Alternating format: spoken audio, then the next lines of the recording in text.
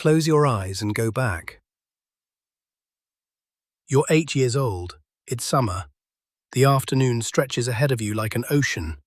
You build something, break it, build it again, get lost, come home, and it's still not even dinner time. One summer back then felt like a whole lifetime. Now look at this year. Wasn't it January just a moment ago? You blinked, and 8 months vanished. Somewhere between then and now, someone quietly pressed fast forward on your life. And it keeps accelerating. Every year slips by faster than the one before it. Here's the strange truth. This is not your imagination. Almost every adult on Earth feels it. Scientists have studied it, measured it, argued about it, and they found something better than an explanation. They found a way to slow it back down. That method is coming, but first, you need to see the trick your own mind is playing on you. The first clue is simple mathematics, and it's been hiding in plain sight your whole life. When you were 8, 1 year was a giant slice of everything you had ever lived. 1/8 of your entire existence, an eternity. But at 40, that same year is 1/40th, a thin sliver. And at 80, a year is barely 1% of your story. Same 12 months, same 365 days, but held against your whole life, the year keeps shrinking. Every birthday, the slice gets thinner. It's like walking away from a mountain. The mountain never changes size, but with every step, it takes up less of your view. A tidy explanation, isn't it? Clean, mathematical, complete. Except it isn't complete, because this math can't explain one embarrassing fact: why an entire month of your adult life can vanish, while one single childhood afternoon still feels enormous. For that, you need to see how your brain actually measures time. Here's something almost nobody realizes. Your brain has no clock, no gears, no ticking, no timer counting your hours.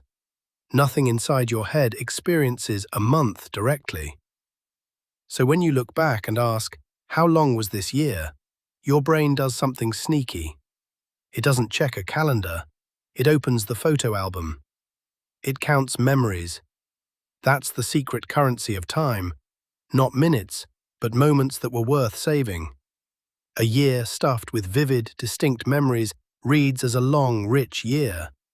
A year with almost nothing saved? Your brain flips through 3 thin pages and closes the album. That was quick. Read that again, because it changes everything.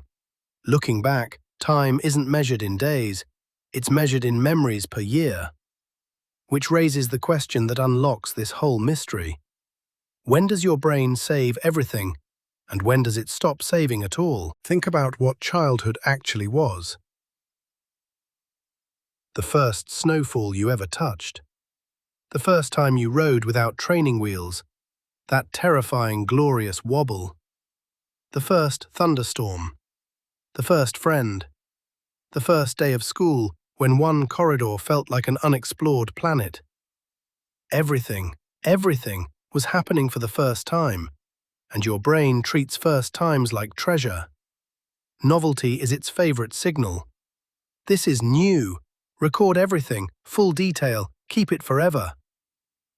So childhood wasn't just lived, it was archived, frame by frame, in the richest resolution your mind could manage.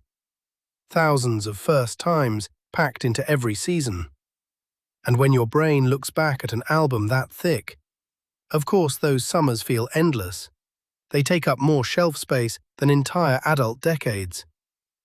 Which means the real question about adulthood isn't, where does the time go? It's, why did my brain stop recording? And the answer has a name. You live with it every single day. Its name is routine.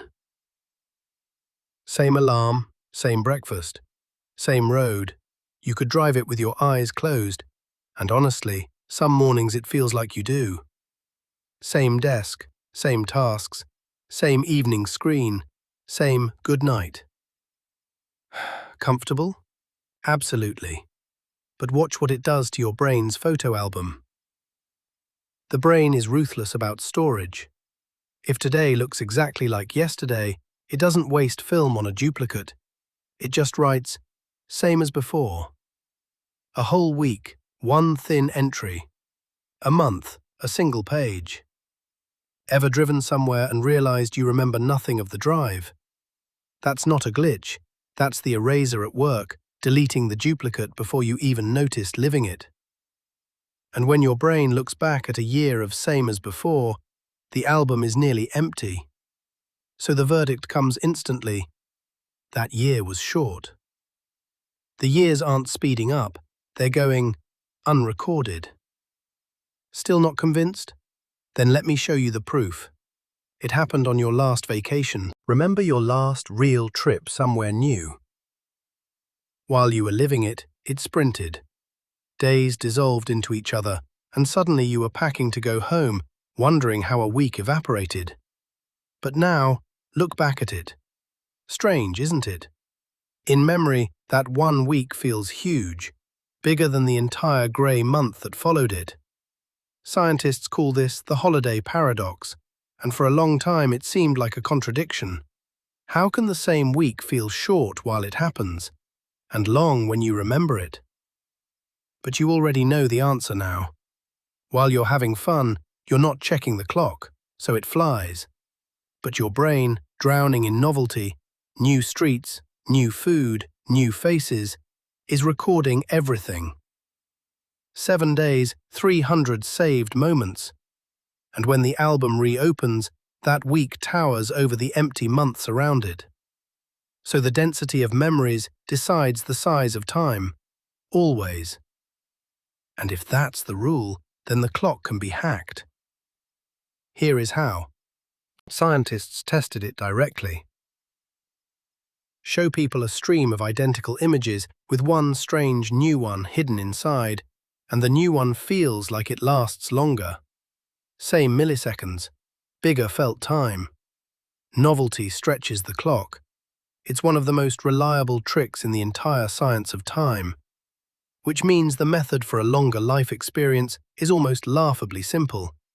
Give your brain more first times. Take the unfamiliar street home. Your brain wakes up and starts recording. Learn anything new, a language, a recipe, a skill your hands have never tried. Eat something you can't pronounce. Take the trip. Talk to the new person. Even rearranging your room forces the mind to reopen its eyes. Every first time is another page in the album, and every page makes the year longer in the only place a year is ever measured, your memory. So no, time never actually sped up. Something else happened, and it's time you saw it clearly. Here's what really happened to you. When you were 8, life handed you first times for free. Every week, something brand new. But as you grew, the free supply quietly ran out. The world stopped being new on its own, and nobody warned you that from now on, newness would be your job. Time was never the thief, routine was. And that is genuinely good news, because you can't slow the earth, but you can fill an album. Starting today, one unfamiliar road, one skill you've never tried, one conversation you almost didn't have. Do that, and something remarkable happens.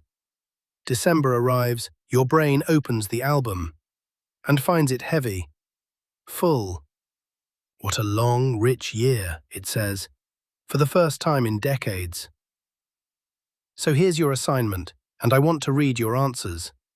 Tell me in the comments the last thing you did for the very first time. And this week, go add a page. Stay curious. See you in the next one.